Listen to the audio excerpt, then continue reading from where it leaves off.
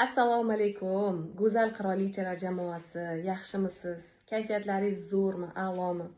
Kuningiz qanaqa o'tdi? Menimcha zo'r bo'lsa kerak. Sog' salomatmisiz azizam? Bugungi keyingi bir mavzuyimizni ochamiz. Bugungi 3-mavzuyimiz, ya'ni ehtiros yo'qoldi. Biz xuddi qo'shnilardek yashaymiz. Nima qilish kerak? Azizlarim, haqiqatdan-da turmush qurgandan keyin, birgalikda istiqomat qilishni boshlagandan keyin qanchadir bir vaqt o'tganda, ba'zi oilalarda, balki hammada ham emas, ehtiros sekin yo'qolib borar ekan, shunaqa ko'rinar ekan. Ya'ni har kunlik bir xillik, uy ro'zg'or tashvishlari, bola chaqa tarbiyasidan shu sababli ehtiros qayergadir yo'qolib qolar ekan. Bu azizlarim normal holat ekan, normal holat bu. Lekin bu har doim ham shunaqa bo'lish kerak degani emas. Ehtiros prosta bilasizmi, qatta bo'lar ekan. U har kungi tashvishlarimizni, uyum bo'lib yotgan tashvishlarimizni tagida uxlab yotar ekan. Buning uchun nima qilishimiz kerak? Birinchi qiladigan ishimiz, birinchi qadam biz ikkalamiz turmush o'rtog'ingiz bilan bizni eslaymiz. Ya'ni oldingi eski birga tushgan chiroyli rasmlarimizni yoki ko'rib chiqamiz, billalashib ko'ramiz, yoki eng kulgili yoki romantikaga boy bo'lgan bir hammada momentlar bo'lgani, ana o'sha paytlarni birgalikda eslaymiz turmush o'rtog'imiz bilan. Ikkinchisi bu bir xillikni buzamiz, ya'ni rutinani, bir xillikni, har kungi bir xillikni buzamiz. Azizlarim, bu qanaqa? Ikkinchi qadam, o'sha jumani, keladigan shanba yoki oddixni kutib yashamaylik.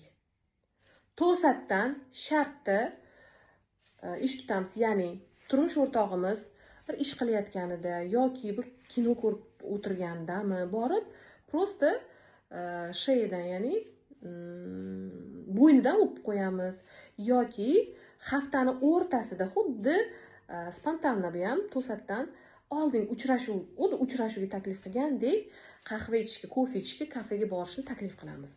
To'satdan hafta o'rtasida, hafta oxirini kutib o'tirmasdan. Tushundingizmi?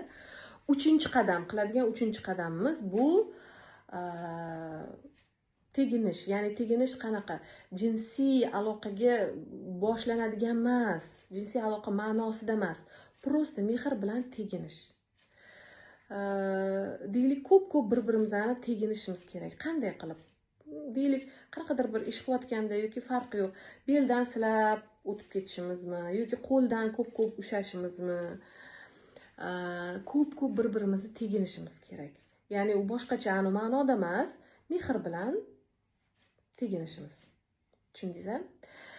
Endi sizga ham, o'zimga ham, barchamizga zadaniya. Ertangiga zadaniya, ertadan boshlabki zadaniya qanaqa? Turmush o'rtoqlarimizni kurtkasiga yoki paltosini cho'nchagiga sevgi xatlarini solib qo'yamiz. Sevgi xatlarini hali to'g'risini aytsam, men yozib ko'rmaganman. Hozir bu barcha maslahatlar, azizlarim, ustozni kitoblaridan berilayotgan maslahatlardir. Bilasiz buni. Ustozimiz Xurshid To'ychiyevni kitoblaridagi maslahatlar, ana shularni billalashib siz bilan qo'llaymiz. Men ham ertadan qilib ko'raman bu narsani, albatta. Sevgi xatlarini cho'nchagiga solib qo'yish va kun davomida sevgi izhorlarini, xatlarni, SMS xabarlarini, sevgi xabarlarini jo'natish. Tushundingizmi? Ana shunaqa nima deydi, sevgi izhorli, ehtirosli SMSlarni jo'natamiz.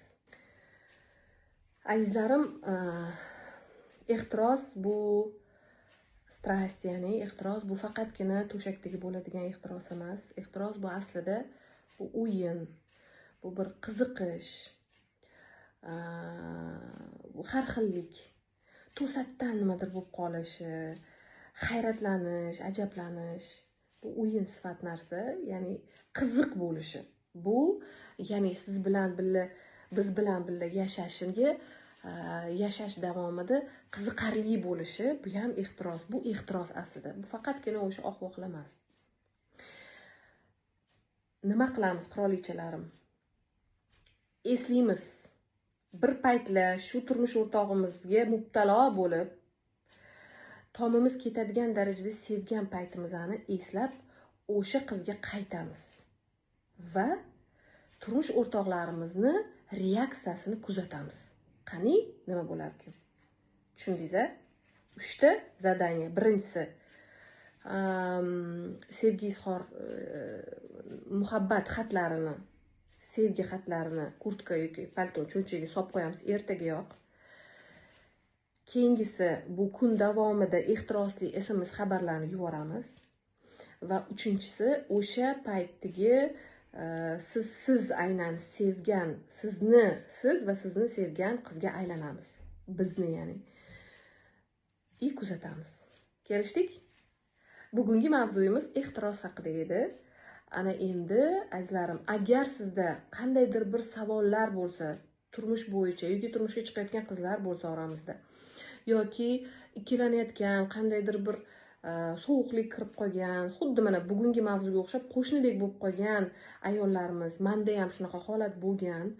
Buni men 100% tushunaman. Qandaydir bir savollar bo'lsa, albatta savol-javob joyimizga, ko'rdingiz-a, gruppada bor. Savol-javob chatiga o'tib, albatta savollaringizni yozib qoldiring. Yig'ib hammasini seminarda chiroyli javoblarini eshitasiz. Maylimi?